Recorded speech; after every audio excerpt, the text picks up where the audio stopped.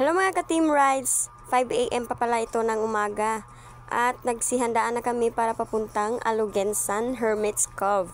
So ayan na nga, bumiyahe na kami kasi gusto namin na maabutan sana yung sunset doon pagkarating, pero hindi namin naabutan kasi meron pa kaming dinaanan at hinintay sa may Panataran. So ayun na nga, sumilaw na yung sunset, nandito pa kami sa may pinamungahan na lugar. So ayun na, mataas talaga ang biyahe namin at ang kasama namin is mga friends ng kapatid ko at katrabaho nila. So ayun na, gusto kasi nila itong mga long ride papuntang mga dagat, ayun, at mga sapa-sapa. So ito pala ay Sunday noong last week. Kaya nag-enjoy talaga kami doon, guys. Hindi namin in-expect na ang ganda pala doon kahit malayo na ang narating namin. Sulit talaga yung biyahe na pinunta namin, guys. So yan na nga, kita-kita nyo na yung sunset, diba? May pa-rainbow pa na nakikita ko dyan sa pagbiyahe namin, guys. Grabe pala pag itong long ride, no? Kasi ang sakit sa puwet kapag palagi ka lang nakaupo tapos hindi pa humihinto yung pagdadrive, guys. Pero kahit masakit is tiis-tiis kasi malapit na naman kami nandyan nakarating. So, ayun na nga, halos 1 hour yung biyahe namin doon. So, itong dinadaanan na namin is papunta na to sa way ng Hermit's Cove. So, malapit na pala kami nito dumating. Tapos, marami pang mga naliligo doon, guys. Alam nyo ba mga ka-team rides is 100 pesos lang yung entrance fee nila kapag umaga hanggang hapon. Tapos sa gabi naman 200 kung overnight. Tapos free pa yung table nila, guys. May mga snorkeling, kayak din sila. So ang ganda talaga ng place nila, guys. So mag-visit na rin kayo sa Alugensan Hermit's Cove. Nandun lang sa map location.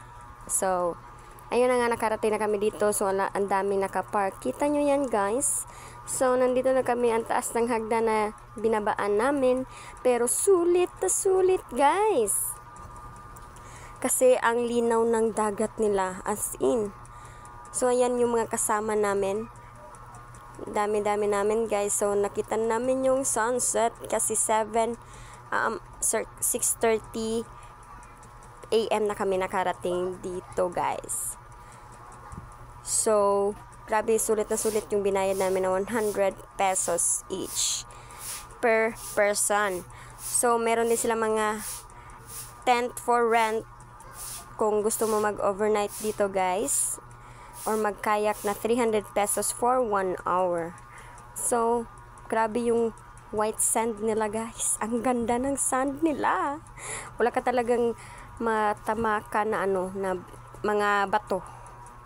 So yun na nga, guys, nandito na kami sa aming table na pinili kasi maaliwalas dito at ang laki ng table nila, guys.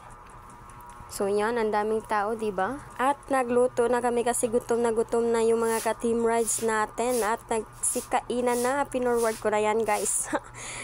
Ito pala yung mga kasama namin at nagkinilaw, sinugbang isda at baboy lang kami. So ayan na nga, tapos na kaming maligo saglit. So umuwi na kami ng 1 PM at pupunta kami ng another venue. So pupunta pala kami ng Car to Yum. So kakain lang kami doon ng lunch kasi gusto na nilang pumunta ng iba kasi wala kaming kanin. Nalimutan namin ng kanin para sa aming lunch. So doon na lang kami mag-lunch sa Car to Yum. So doon namin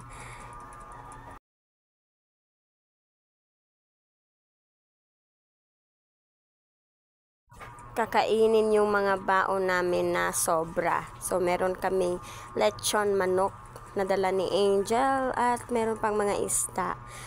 So ayun na nga, guys. Malayo pa rin ang binabiyahe namin hanggang marating kami sa Car to Yum. Pagkatapos namin kumain doon is umuwi na rin kami agad kasi ang init talaga. Pasong-paso yung mga mukha namin. Pagkarating namin is habhabarns na. So ayan ang mga ka-team rides, kumain kasi ang Sus, grabe ka puya sa among biyahe. So, see you on the next mini vlog. Bye!